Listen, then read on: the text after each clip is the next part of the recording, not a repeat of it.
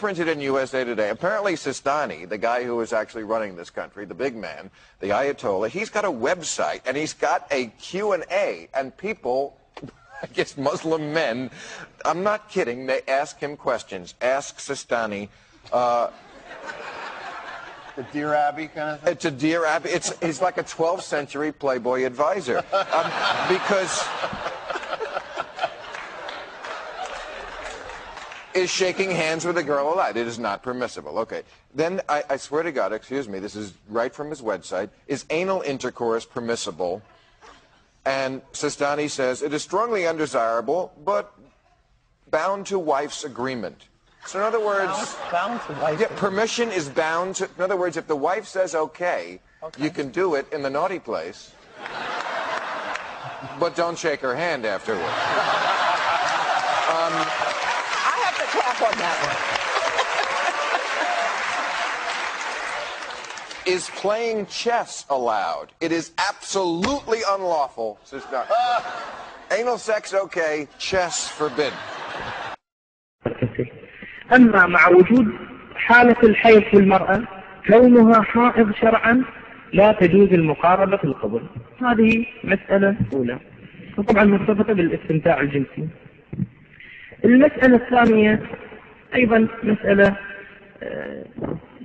لابد من التنبيه إليها، وهي مسألة المقاربة من الدبر. هل هذا جائز أو لا؟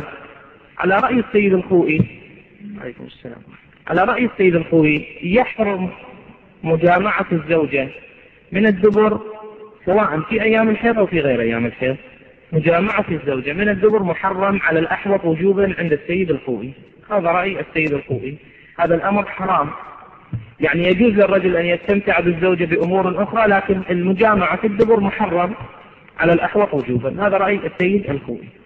السيد السيستاني يقول أنه إذا كانت الزوجة راضية فذلك جائز ولكن على كراهة، ولعل التعبير كراهة شديدة مو بذهني لكنها مكروهة، يعني حتى من يذهب، والأحوط طبعا الأحوط تركها، وهناك روايات كثيرة تشدد على عدم مرغوبية هذا الجانب، لكنه مع رضا الزوجة السيد السيستاني يقول جائز على كل حال، ليس محرما، نعم مكروه بل لعله كراهة شديدة. مع عدم الرضا يعني إذا لم تكن الزوجة راضية فهنا لا يجوز على الأحوط وجوبا.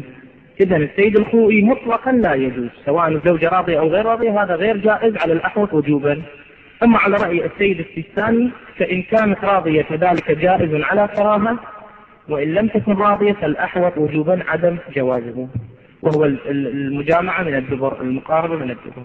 هذه أيضا مسألة موجودة.